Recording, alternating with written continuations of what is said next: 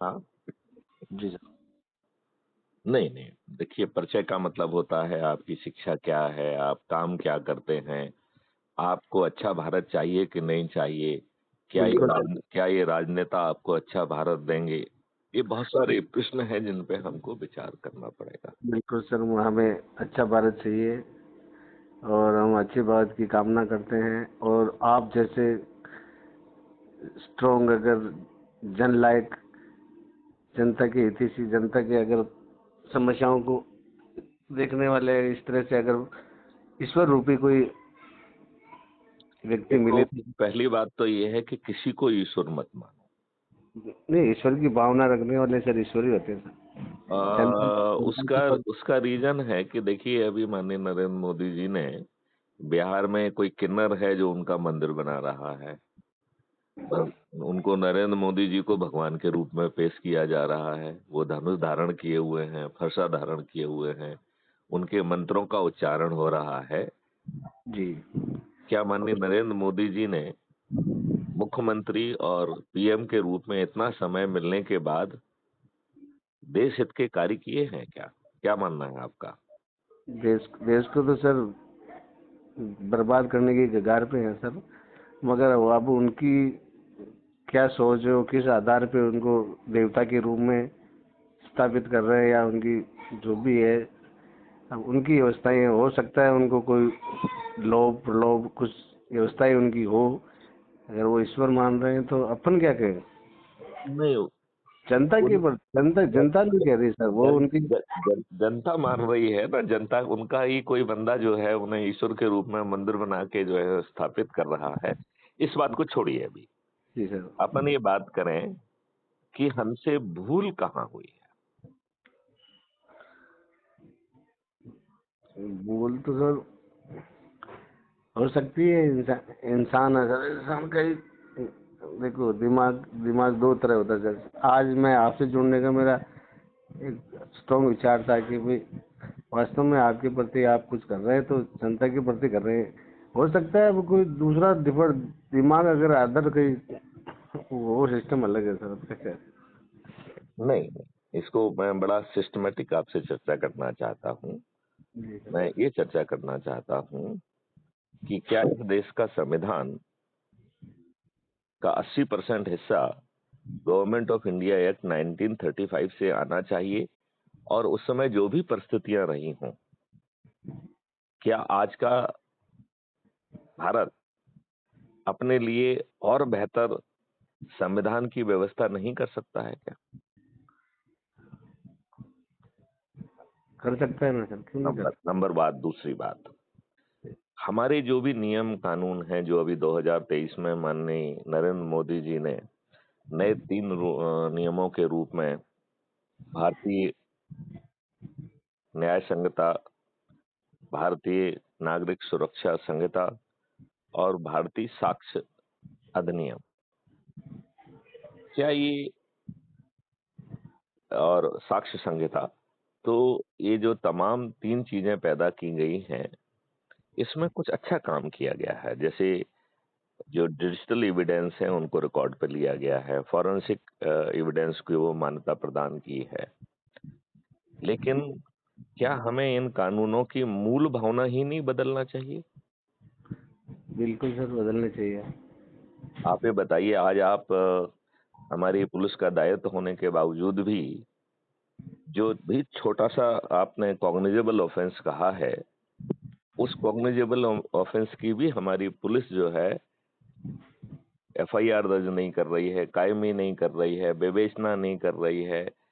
थाने के अंदर अनैतिक ढंग से जो है ना लोगों की कुटाई होती है, पैसा वसूल किया जा रहा है। क्या स्वतंत्र देश के स्वतंत्र नागरिकों को यही व्यवस्था मिलना चाहिए? ये सब सर राजनीति हथकंडे हैं सर। इनको पता है कि पुलिस को क्या करना है, इनके पावर। आप तो सर, आप तो अधिकार रह चुके हैं, आपको पता है सर। आपकी जैसे कोई भी ऊपर है तो उनके एक सिस्टम होता है, इनको सिस्टम में डला है कि आपको क्या करना। ये होता है तो क्या नहीं करें। नहीं, आप, मैं तो देश की बात कर रहा हूँ यहाँ पे, ना तो राजनीति की बात कर रहा हूँ, ना कोई अन्य बात कर रहा हूँ। मैं केवल देश की बात कर रहा हूँ कि यदि हमें अवसर मिला था तो ये हमारे कानून में जो भी गड़बड़ियां हैं उन्हें ठीक करते हुए हमें 2023 में एक अच्छा कानून देना चाहिए था कि नहीं देना चाहिए था, बिल्कुल बिल्कुल। जिसमें जिसमें भारतीयों को उनके विरुद्ध चाहे कोई भी अपराध हो, चाहे वो कॉग्निजेबल हो, चाहे नॉन कॉग्निजेबल हो, चाहे सिविल हो, चाहे रेवेन्यू ऑफेंस हो, उसको राहत मिले, उसे किसी के दरवाजे पे ना भटकना पड़े, उसका कॉग्निजेंस उसके घर पे हो जाए, उसे थाने में भी ना जाना पड़े और उसकी विवेचना होकर उसे न्याय मिल जाए। क्या स्वतंत्र देश के हर भारतीय का ये अधिकार नहीं है? बिल्कुल है सर। क्या इस भावना से हम अपने कानून को 2023 में नहीं लिख सकते थे क्या? बिल्कुल लिखा जा सकता था। क्या कारण है हमने उस कानून को यथावत रखा जो अंग्रेजों ने भारतीय गुलामों को न्याय देने के लिए नहीं बल्कि उनको प्रताड़ित करने के लिए बनाया था, उनका शोषण करने के लिए बनाया था। और जो भारतीय अंग्रेजी साम्राज्य के विरुद्ध खड़े हुए थे उन्हें न्याय का ढकोसला करते हुए फांसी पर लटकाने के लिए बनाया था। जी सर जी। आज हमारा हर नागरिक प्रताड़ित है। बिल्कुल राइट सर।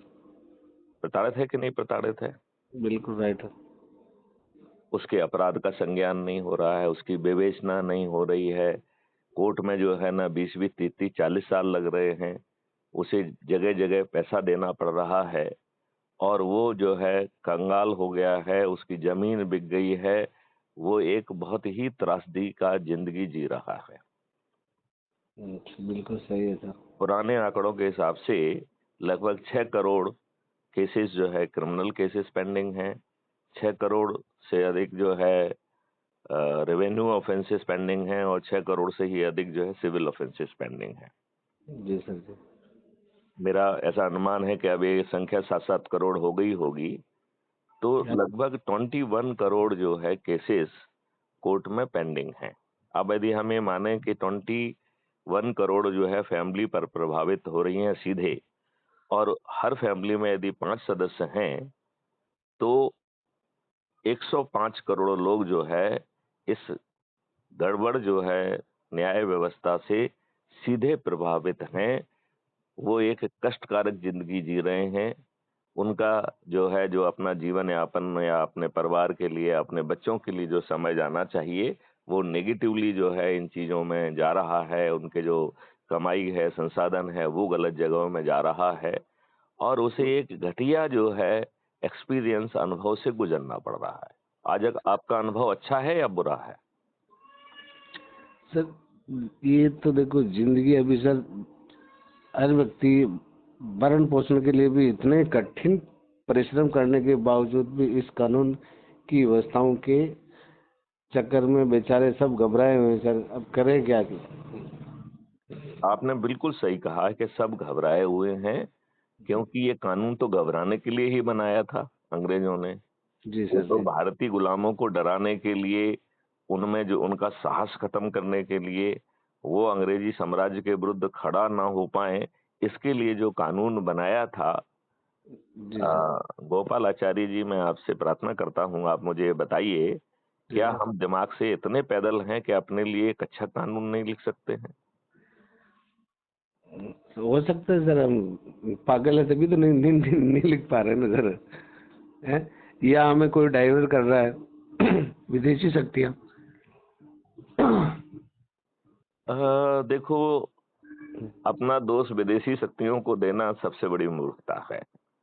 नहीं यदि सर। हम यदि हम अपने को ही दोष देना प्रारंभ करके उस कारण का यदि निवारण करेंगे तो समाधान हमारे सामने स्वतः प्रकट हो जाएगा और हमें कोई कठिनाई का सामना नहीं करना पड़ेगा। बिल्कुल सर बिल्कुल। अब पहले मैं आपको ये भरोसा दिलाता हूं कि ऐसे मॉडल्स डेवलप हो चुके हैं जिसमें बिना भारत सरकार के खजाने से एक पैसा लिए, बिना उनके नियम कानून या नीतियों को बदले